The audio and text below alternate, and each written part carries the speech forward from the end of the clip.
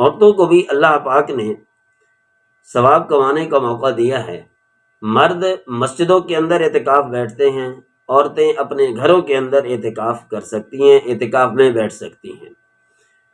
گھر کا ایک کمرہ منتخب کر لیں، چھوٹا کمرہ ہو تو سب سے بہتر ہے، اگر اس کے ساتھ اٹیچ باتھ ہو تو اور زیادہ بہتر ہے کہ باہر نہ جانا پڑے یا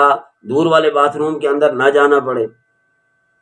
اگر گھر کا کمرہ بڑا ہے یا ایک کمرہ میسر نہیں ہے تو گھر کے ایک کونے کے اندر پردہ لگا لیں تو یہ بہتر ہے، یہ علامت ہوگی کہ یہاں کوئی خاتون اعتکاف کے اندر بیٹھی ہے۔ یہ بڑا بابرکت ذریعہ ہے اور بڑا ہی اللہ کی طرف سے انعام کا ذریعہ ہے کہ گھر کے اندر اعتکاف بیٹھ جائے عورت اور اپنے آپ کو عبادت کے لیے متعین کر لے، اور پھر یہی جگہ یا وہی کمرہ، اگر پورا چھوٹا سا کوئی کمرہ ہے منتخب کرتی ہے تو وہی کمرہ اس کے لیے یوں سمجھے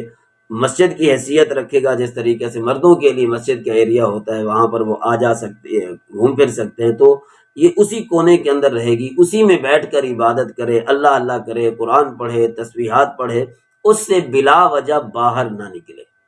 بلا وجہ باہر نکلے گی تو جس طریقے سے مرد اگر بلا وجہ مسجد سے باہر نکلتے ہیں تو ان کا اعتکاف ٹوٹ جاتا ہے، چاہے وہ تھوڑی سی دیری کیوں نہ ہو، تو اسی طرح عورت بھی اگر بلا وجہ مسجد اپنی اعتکاف والی جگہ سے باہر نکلے گی تو اس کا اعتکاف بھی ٹوٹ جائے گا۔ اب ضروریات طبیعہ بھی ہوتی ہیں، پیشاب خانہ بھی ہوتا ہے، اس کے لیے تو انسان کو نکلنا ضروری ہوتا ہے، اس وجہ سے میں عرض کر رہا تھا کہ اگر اٹیچ باتھ والا کمرہ ہو تو یہ سب سے بہتر ہے، لیکن اگر اٹیچ باتھ والا کمرہ نہیں ہے، تھوڑا سا دور ہے، تو پھر ایسا موقع کر لینا چاہیے، اس کے انتظار میں ہونا چاہیے کہ دوسرے آدمی کوئی انتظار میں نہ ہو،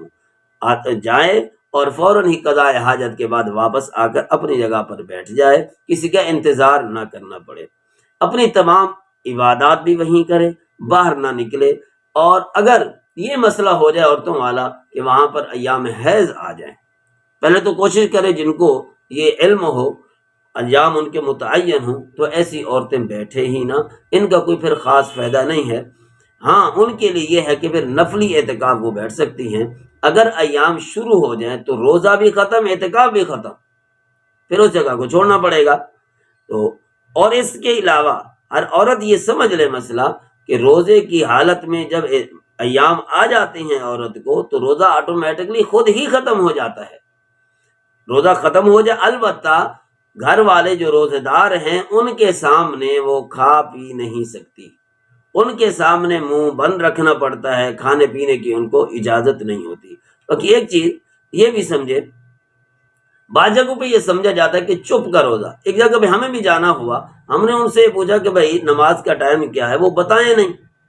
غالباً عصر کی نماز تھی یا مغرب کی نماز سے پہلے ہم گئے تو ہم نے ٹائم پوچھا کسی نماز کا تو وہ بولے نہیں۔ دوسرے لوگوں نے کہا کہ بھائی یہ اعتکاف بیٹھے ہیں، تھے بھی مرد، تو کچھ لوگوں نے چپ کا روزہ اس کو عبادت سمجھا ہوا ہے، چپ ہماری شریعت کے اندر کوئی عبادت نہیں ہے۔ ہاں چپ سے البتہ یہ فائدہ ہوتا ہے جہاں پر فساد ہو رہا ہو، کسی کے بولنے سے، کسی خاتون کے بولنے سے، کسی مرد کے بولنے سے، بعض دفعہ شریر طبیعت کسی کی ہوتی ہے تو کہتے ہیں بھائی تیرا چپ رہنا بہتر ہے، بھائی تو چپ رہے تو معاملہ سلجھ جائے گا، اگر بولے گی تو پھر معاملہ بگڑ جائے گا، تو ایسی عورت کا چپ رہنا ہی بہتر ہے، ایسے مرد کا چپ رہنا ہی بہتر ہے۔ بہرحال شریعت کے، ہماری شریعت مبارکہ کے اندر، شریعت مطہرہ کے اندر یہ چپ کا روزہ نہیں ہے، چپ کا اعتکاف نہیں ہے، اس میں تو عبادت کرنی ہوتی ہے، اللہ اللہ کرتے۔ ہاں فضول گفتگو سے چپ کا روزہ، اگر اس سے مراد یہی ہے کہ فضول گفتگو نہ کی جائے تو پھر تو ٹھیک ہے، لیکن کوئی آدمی رستہ پوچھے، کوئی آدمی یہ نماز کا ٹائم پوچھے، جماعت کا ٹائم پوچھے، یہ تو کوئی ایسی بات نہیں ہے کہ انسان نہ بتائے، کہ اگر بتائے گا تو اعتکاف ٹوٹ جائے گا، یہ کوئی ایسا مسئلہ نہیں، اس کو عبادت سمجھنا بھی نہیں چاہیے۔ بہرحال جو عورتیں اعتکاف میں بیٹھتی ہیں وہ بیٹھیں بھی صحیح، ان کے لیے ایکٹیویٹیز ہے کہ اسی جگہ پہ اپنی ایکٹیویٹیز رکھیں، عبادت کریں، نماز پڑھیں، نفلیں پڑھیں، اس کے علاوہ بلا وجہ باہر نہ نکلیں۔